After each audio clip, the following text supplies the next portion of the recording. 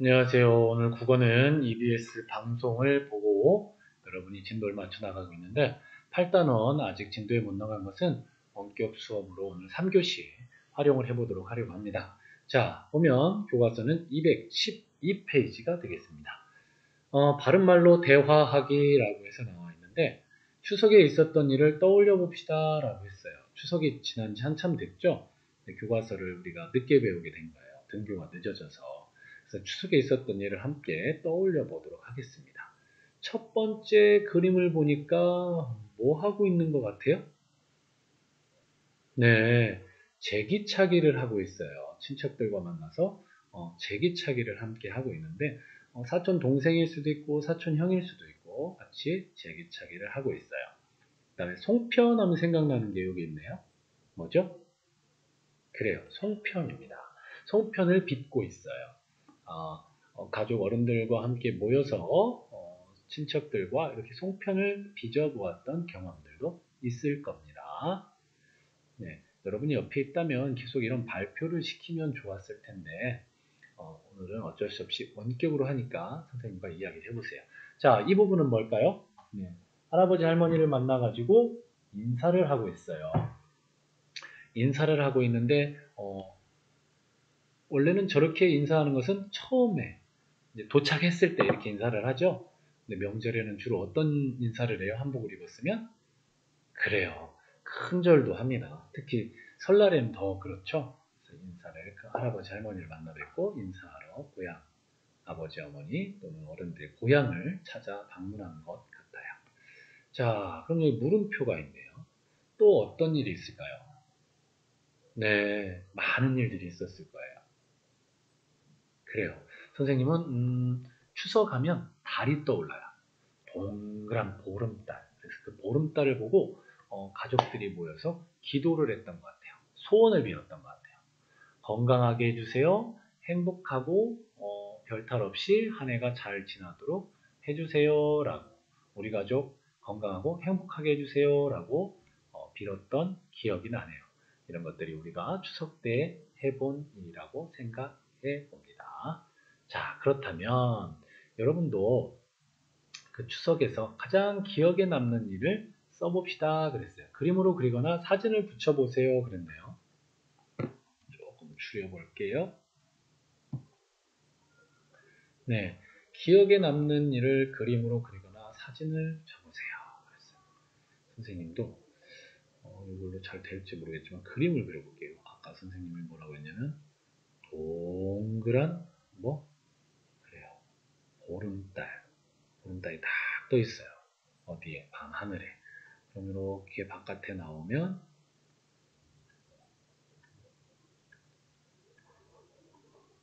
나무도 있고 그 나무에 이렇게 있고 여기에 선생님이 탁 나와서 함께 쳐다보고 있고 여기에 선생님 아내도 여기 옆에서 이렇게 쳐다보고 있고 선생님 아들도 여기서 같이 쳐다보고 있고 선생님 둘째 딸도 여기서 쳐다보고 있고 막내딸도 여기서 이렇게 보면서 달림을 보면서 소원을 빌고 있었던 기억이 나네요. 밤하늘에 별도 떠 있고 가족과 함께 이런 보름달 보면서 소원을 빌었던 거. 일이 일어난 차례대로 써보세요 라고 했네요. 기억에 남는 일을 그림으로 그리거나 사진으로 붙여봤는데 어떻게 됐냐. 첫 번째 추석에 추석 명절에 고향집을 방문했어요.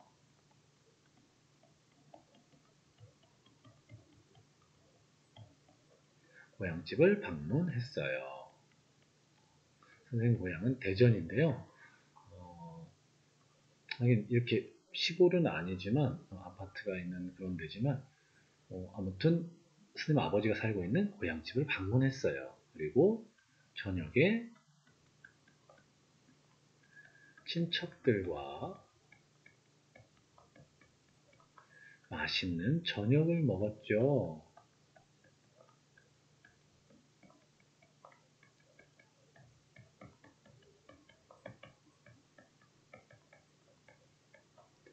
그리고 마지막으로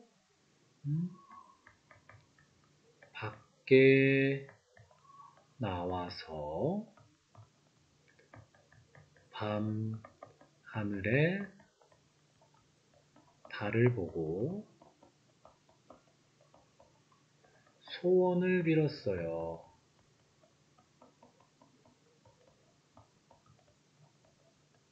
이렇게. 그러면 지금 선생님은 전주에 있었고요. 어디로 갔죠? 고향집으로 갔어요. 그 다음에 저녁이 됐고요. 이제 밤이 돼서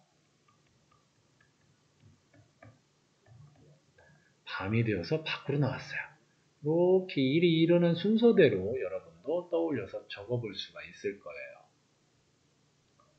글쓰기가 어려울 수도 있겠지만 10줄 쓰기 이런 거 연습하면서 우리가 조금씩 연습했기 때문에 여러분도 한번 따라서 한번 기억을 떠올려서 해보는 것도 좋을 것 같다는 생각이 드네요. 한 번씩 적어보도록 해요. 이걸 이렇게 적은 이유가 뭐냐면 친구들 앞에서 이걸 이야기할 건데 이야기할 때 주의할 점이 있어요. 어떻게 해야 바른 말을 사용할 수 있을까라는 거예요. 네. 그럼 좀 전에 선생님이 여기다 쭉 적었던 이야기를 여기다 정리해서 발표를 친구들한테 한번 해본다고 생각하고 집에서 읽어보도록 해요. 읽어본 다음에 여기 있는 이 표, 이 빨간 망토의 아이가 집에까지 도착할 때 늑대에게 악어에게 잡히지 않고 가려면 어디로 가야 할까요? 해서 출발을 해보도록 하겠습니다. 여기서 출발을 합니다. 듣는 친구의 눈을 보고 이야기한다. 바닥이나 책상을 보며 이야기한다. 선생님이 상대방이랑 이렇게 이야기를 하는데 선생님이 이러고 이야기하는 거야. 그래 누구야? 태순아, 그래 태순아 너 알았어. 그래 잘 지내 안녕. 그럼 태순이가 기분이 나쁘겠죠? 친구의 눈을 보고 이야기를 합니다. 그럼 이쪽으로 이렇게 가야겠죠.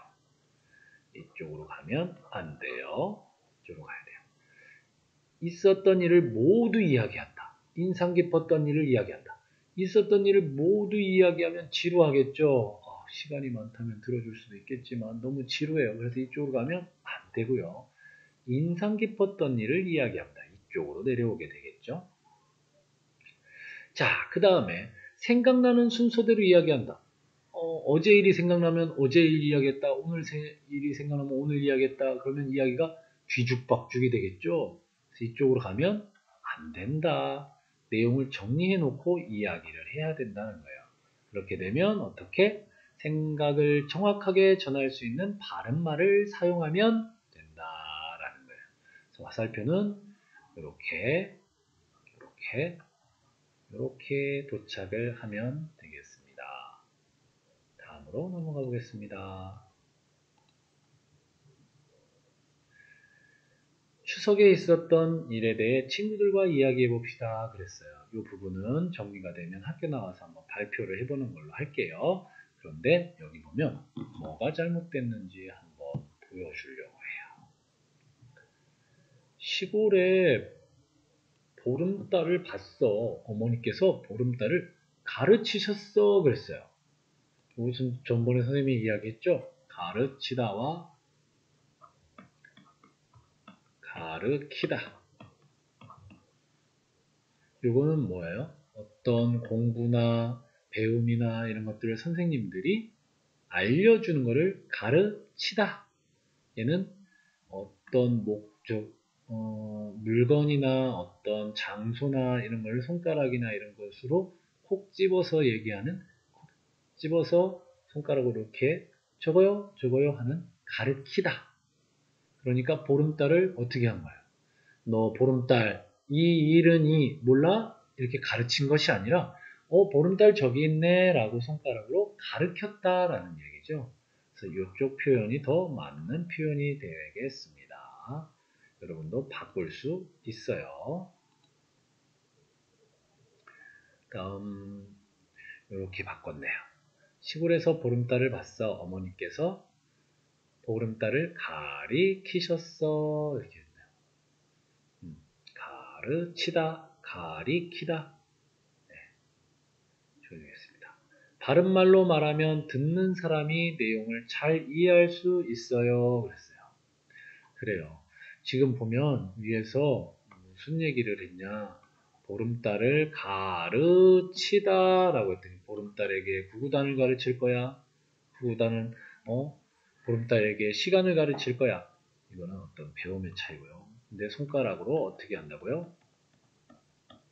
가리키다. 네, 이렇게 해야 바른말로 말해야 사람이 알아들을 수 있다라고 했죠. 재성이가 하고 그 여자아이가 수학 문제 좀 가르쳐줘 그랬다가 했던 그 내용 배웠던 기억이 나네요. 자, 일단 국어는 215페이지 여기까지 이번 시간 3교시 마치고요. 다음 이 뒷부분부터는 학교 나와서 시간 내서 해볼 수 있도록 하겠습니다. 오늘 여기까지 원격 수업 잘 받아주시기 바랍니다.